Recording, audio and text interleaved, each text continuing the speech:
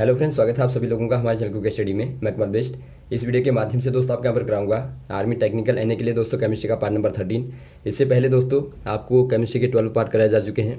यदि आपने उनको ना देखा हो तो आप ज़रूर देख लें ताकि दोस्तों आपके वाले क्वेश्चन क्लियर हो जाए। तो यहाँ पर आप देखेंगे दोस्तों पार्ट नंबर 13, जहाँ पर आपको महत्वपूर्ण क्वेश्चन मिलेंगे। आराम से आप वीडियो को देखेंगे शुरू से लेकर आखिर तक और सारे क्वेश्चन दोस्तों आप नोट कर लेंगे। तो आइए शुरू करते हैं, क्वेश्चन को देखते हैं। पहला क्वेश्चन दोस्तों आपको दिखाई देता है, प्रकृति से प्राप्त होने वाला सबसे भारी तत्व कौन सा वाला है। अर्थात दोस्तों आपको बताना है the heaviest naturally occurring elements is. दोस्तों यहाँ पर देखिए आपको बताना है नेचुरली अकरिंग एलिमेंट जो कि आपका दोस्तों क्या होगा, हैवीएस्ट होगा, अर्थात जो आपका भारी होगा। दोस्तों ये कौन सा हो जाएगा, ये थोरियम होगा या यूरेनियम होगा या मरकरी होगा या पोलोनियम होगा। ये दोस्तों आपके यहाँ पर होता है यूरेनियम। यूरेनियम को आप रिप्रेजेंट करते हैं यू से दोस्तों, और इसमें आपके 92 प्रोटॉन होते हैं।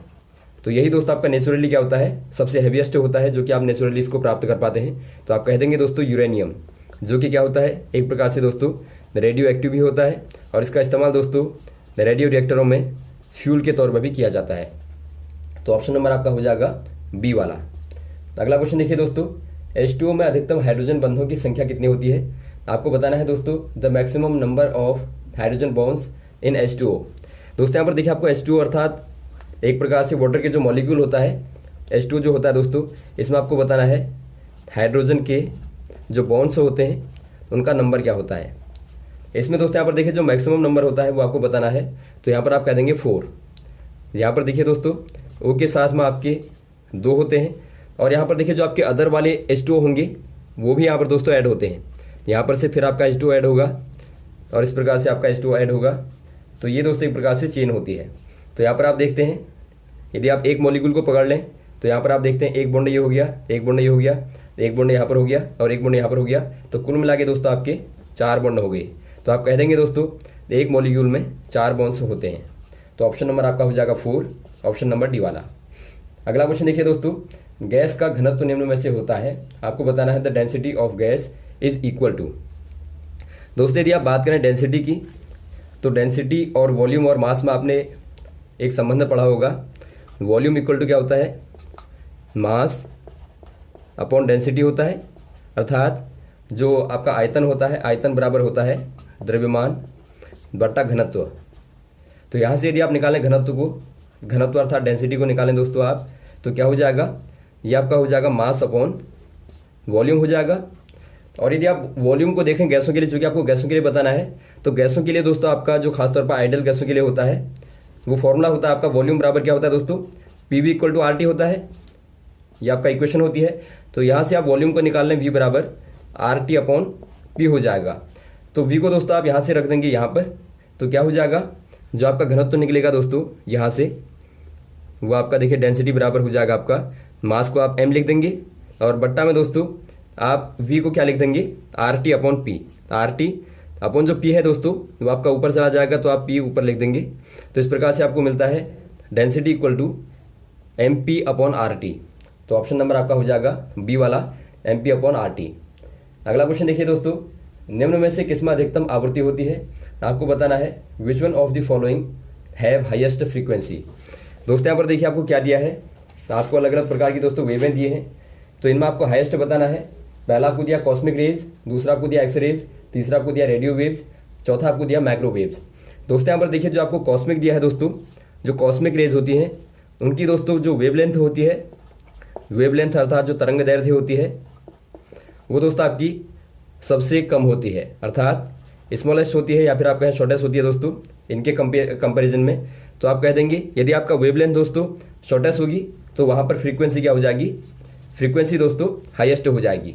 तो आप कह देंगे जो कॉस्मिक रेज होती हैं दोस्तों उनकी बहुत तेज़ गति होती है क्योंकि उनकी फ्रीक्वेंसी दोस्तों बहुत ज़्यादा होती है। तो यहाँ पर आपका हो जाएगा ऑप्शन नंबर ए वाला। और यदि आपको पूछा जाता है कि सबसे कम फ्रीक्वेंसी किसकी होती है, तो इनमें दोस्तों आपका रेडियो वेव की हो जाएगी, क्योंकि आप जानते हैं जो आपकी रेडियो वेव जो होती हैं उनकी मैक्सिमम दोस्तों क्या होती है, वेवलेंथ होती है या फिर आप कहें लॉन्गेस्ट दोस्तों वेवलेंथ होती है, तरंग दैर्ध्य उनकी सर्वाधिक होती है। तो यहाँ पर आप ऑप्शन नंबर ए वाले में टिक कर देंगे कॉस्मिक रेज अर्थात कॉस्मिक किरणें। अगला क्वेश्चन देखिए दोस्तों, एक तत्व XO3 के ऑक्साइड के रूप में होता है। तो आपको बताना है X की संयोजकता क्या होगी। अर्थात दोस्तों आपको पूछा गया है an element X forms an oxide XO3, what is the valency of X। दोस्तों यहाँ पर देखिए आपको कोई एलिमेंट एक्स दिया है और ये ऑक्साइड बनाता है। ऑक्साइड कहने का मतलब है ऑक्सीजन के साथ में क्रिया करके दोस्तों XO3 बनाता है। तो आपको बताना है एक्स की जो वैलेंसी होगी, वैलेंसी कहने का मतलब क्या होता है दोस्तों, संयोजकता। संयोजकता मतलब क्या होता है, जो संयोग करने के लिए दोस्तों आपके नंबर ऑफ इलेक्ट्रॉन होते हैं, जो संयोग होने वाले नंबर ऑफ इलेक्ट्रॉन्स होते हैं उन्हीं को दोस्तों आप वैलेंसी कहते हैं, उन्हीं को आप क्या कहते हैं, संयोजकता कहते हैं। तो इनको आप कैसे निकालेंगे, आप देखते हैं XO3 कहने का मतलब है O और O। और आप जानते हैं दोस्तों जो O होता है, O का यदि आप कन्फिगरेशन करें, एटॉमिक नंबर होता है दोस्तों आपका 8, तो इसका कन्फिगरेशन करेंगे 2 6 होता है। तो यहाँ पर आप देखते हैं दोस्तों आपके 2 क्या होते हैं, तो यहाँ पर आप देखते हैं दोस्तों 2 इलेक्ट्रॉन्स की दोस्तों नीड होती है, तो आप कह देंगे 2- होता है एक O में दोस्तों। तो वैसे आपका यहाँ पर 2- हो जाएगा, यहाँ 2-, यहाँ पर 2-। तो यहाँ पर दोस्तों ऐड होने के लिए कितना चाहिए, 2 2 और 2, अर्थात 2 धन 2 धन 2 कर देंगे आप, तो आपके 6 दोस्तों इलेक्ट्रॉनों की आवश्यकता होगी। तो आप कह देंगे दोस्तों जो आपका वैलेंसी होगी दोस्तों यहाँ पर एक्स की वैलेंसी जो हो जाएगी वो आपकी 6 होनी चाहिए, तभी दोस्तों जुड़ पाएगा। तो यहाँ पर आपको क्या दिया है दोस्तों, ऑप्शन नंबर आपका डी वाले में दिया है 6, तो आप 6 में दोस्तों टिक कर देंगे। अगला क्वेश्चन देखिए दोस्तों, आधुनिक रसायन विज्ञान के पिता कौन कहे जाते हैं, आपको बताना है। The father of modern chemistry is. दोस्तों यहाँ पर देखिए जो मॉडर्न केमिस्ट्री के फादर कहे जाते हैं वो कौन कहे जाते हैं, आपको बताना है। ये प्रिस्टले होंगे या लेवोइजर होंगे या फिर डाल्टन होंगे या मेंडलीफ होंगे। ये दोस्तों यहाँ पर हो जाएंगे लेवोइजर दोस्तों। तो ऑप्शन नंबर आपका बी वाला हो जाएगा, जिनको मॉडर्न केमिस्ट्री का दोस्तों फादर कहा जाता है। अगला क्वेश्चन देखिए दोस्तों, ट्राइटियम किसका समस्थानिक होता है, अर्थात दोस्तों आपको बताना है ट्राइटियम इज आइसोटोप ऑफ। जो ट्राइटियम होता है दोस्तों, ट्राइटियम जो होता है दोस्तों, ट्राइटियम ये किसका आइसोटोप होता है। आइसोटोप कहने का मतलब है समस्थानिक। समस्थानिक क्या होते हैं दोस्तों, जिनके एटॉमिक नंबर सेम होते हैं बट जो एटॉमिक मास होता है, एटॉमिक मास जो होता है दोस्तों वो डिफरेंट होता है।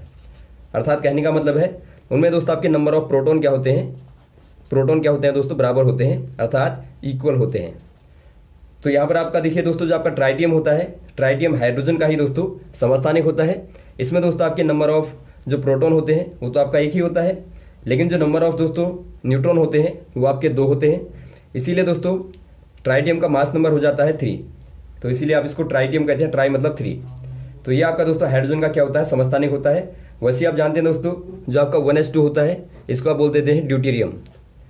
ड्यूटीरियम जो आपका होता है, ड्यूटीरियम जिसको आप भारी जल भी कहते हैं दोस्तों D2O के माध्यम से। तो यहाँ पर आपका ड्यूटीरियम भी दोस्तों क्या होता है, हाइड्रोजन का समस्थानिक होता है। और एक आपका होता है दोस्तों प्रोटियम। प्रोटियम जो आपका कॉमनली आप बोलते हैं हाइड्रोजन, तो वही आपका दोस्तों प्रोटियम कहलाता है। तो 3 समस्थानिक हाइड्रोजन के आप याद रखेंगे, पहला आपका हो गया प्रोटियम, और दूसरा आपका हो गया ड्यूटीरियम 1s2, और तीसरा आपका दोस्तों 1s3 ट्राइटियम हो गया।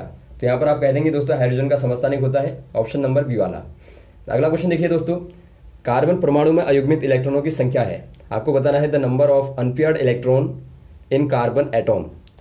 दोस्तों यहाँ पर देखिए यदि आपको अनपेयर्ड इलेक्ट्रॉन निकालने हैं तो उसके लिए आपको कन्फिगरेशन करना पड़ेगा। जो कार्बन होता है दोस्तों, कार्बन जो होता है यदि आप इसका एटॉमिक नंबर देखेंगे तो क्या होता है, ये आपका होता है दोस्तों 6 अर्थात 6 होता है। तो इसका कन्फिगरेशन करेंगे आप तो आपको मिलेगा 2 और 4। इसको आप फिल करेंगे तो 1s2 होता है, 2s2 और 2p2। तो यहाँ पर आप देखते हैं दोस्तों 2 आपके अयुग्मित इलेक्ट्रॉन होते हैं जो कि आपके पी में होते हैं। तो आप कह देंगे दोस्तों यहाँ पर नंबर ऑफ जो अनपेयर्ड इलेक्ट्रॉन है दोस्तों क्या हो जाएंगे।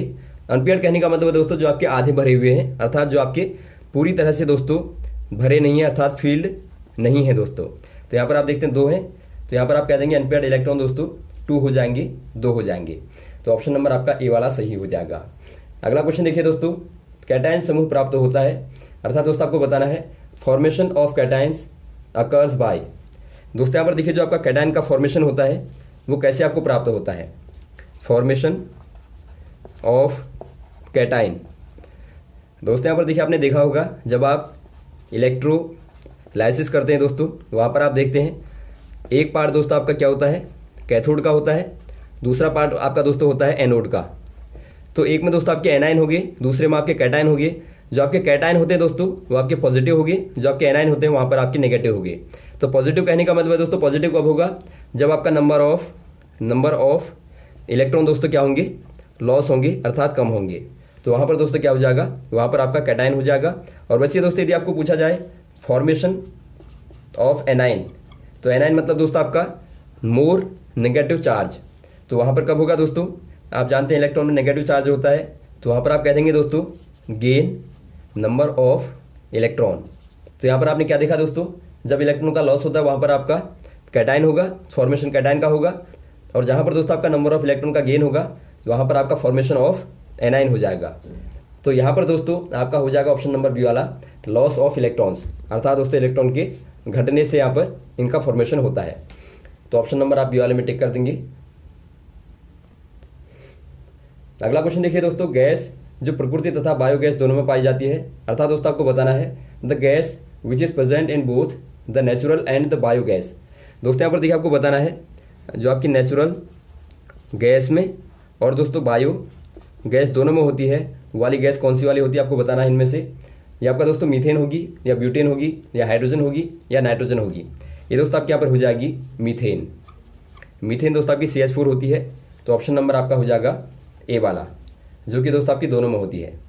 यदि आप बात करें दोस्तों LPG की, तो वहाँ पर दोस्तों आपकी मोस्टली क्या होती है, वहाँ पर आपकी ब्यूटेन होती है।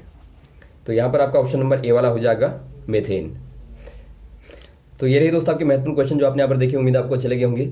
और भी इस प्रकार के क्वेश्चन को दोस्तों आपको लगातार बताते रहेंगे, हमारे साथ भी बने रहेगा।